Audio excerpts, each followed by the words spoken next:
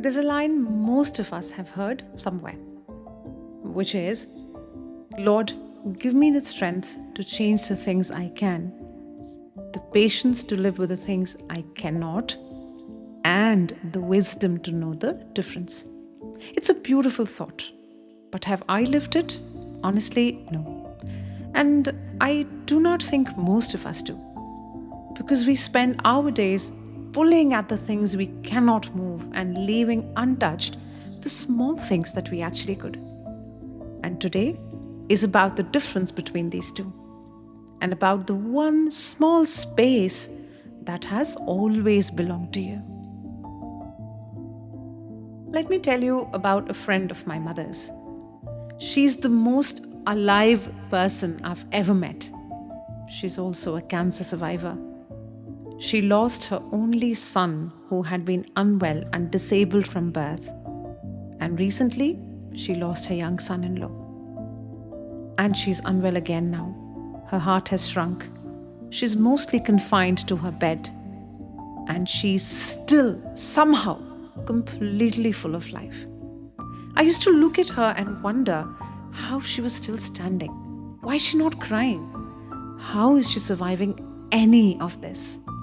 And then one day she told me about the years she was fighting cancer.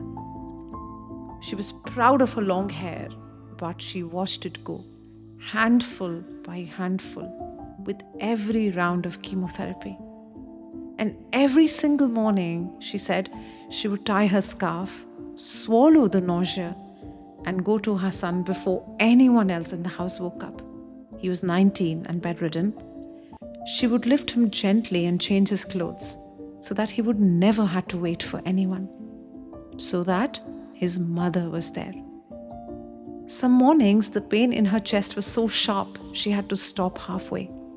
She would smile through it and tell him, I'm just catching my breath. And then she told me the thing I have never been able to forget. She said she was never really afraid of losing her hair. There was only one question that frightened her. Who will turn her son over at night when she's gone? In those two small rooms, she was fighting two battles every day. One against cancer, and one against the thought that her son might wake up one night, needing his mother, and find the room empty. I asked her how she did it. And she said something very simple. She said, neither his health nor mine was ever in my hands. So I chose to fight for the part that was. And that was the scarf, the morning, the clean clothes, and being in the room. And I should tell you, the story does not end neatly, friends. She did not fight and win and go off to sit in the sun. She's still in a bed, in a small room, with a heart that has shrunk. And yet she's doing exactly the same thing she did at 6 a.m. with a scarf on her head. She is finding the peace that is hers, and she's putting herself into it. Some days that is a phone call to someone who's struggling. Some days it is asking about your life instead of talking about her own. And some days it's just only deciding what mood she is going to be in today. She was never surviving in order to get somewhere better. She just refused to spend her life on the part she could not carry. So then, why we grip the wrong things? How did she learn that when most of us never do? Let me tell you what I have come to understand. When something matters to us and we cannot control it, the mind does not sit quietly. It goes to work. It plans, it replays, it imagines every version of what might happen. And it does that for a good reason. Somewhere in us, thinking about a thing feels like doing something about it. That's a very human behavior.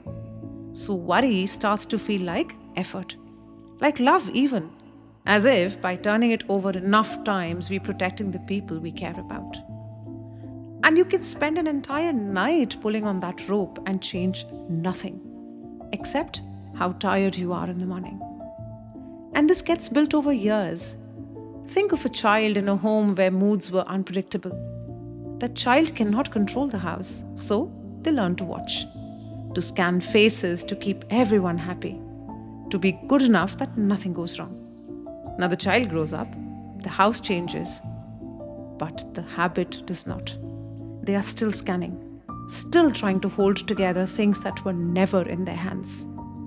So if you find yourself gripping the uncontrollable, you're not weak or foolish. You learnt it, usually early. Usually because at some point, it kept you safe. There is one more thing worth knowing, and it's the helpful part. Every time you act on something you actually can control, however small, your mind quietly files it away as proof. Proof that you're not helpless. Proof that you can affect something. And this is how steadiness gets built. Not from being brave decisions, but from small acts repeated. A scarf tied, a room entered, clean clothes before the house wakes up. So here is the idea I want to leave with you. Between what happens to you and what you do next, there's always a space. Always. It is small and very easy to miss. But it is completely yours. The meaning you give something, the words you choose, the very next step you take. Nobody can reach into that space, friends. Not the diagnosis, not the manager, not the past. This is not about thinking positive. I'm not asking you to do that. Because sometimes what's happening to you is genuinely cruel, and pretending otherwise only insults your pain. It is quieter than that. Even on the worst night, one piece of that night is still yours. So there's something my daughter and I do, and I want to give it to you. Take the thing sitting heaviest on you right now, just one thing. Now split it into two, out loud or just on paper. First, you name what is not yours, what another person decides, what their reaction will be, what already happened, how long it takes. Say it simply. This is not mine to hold. Now name what is yours. And usually it is smaller than you expect, which is what you say, what you do next, whether you ask for help, whether you show up. Then take one thing from that second list and do it today. Not all of it, one. Because the first list has been charging you rent on a house you never owned, friends. Think about it. Take a pause. Think about it again. And the second list is where your whole life actually happens. So, carry this out with you today. You're not going to control most of what happens to you. You never were. That was never the deal. But between the thing and your answer to it, there is a small space that belongs entirely to you. And every time you use it, you get a little steadier. She could not save her son. She could not stop her cancer. She cannot mend her heart now. But every morning, she did tie her scarf and walked into that room. And in a bed today, she's still finding her peace. That was hers. And something is yours today. Be gentle with yourself. I'll see you in the next one. Until then, take care of yourself.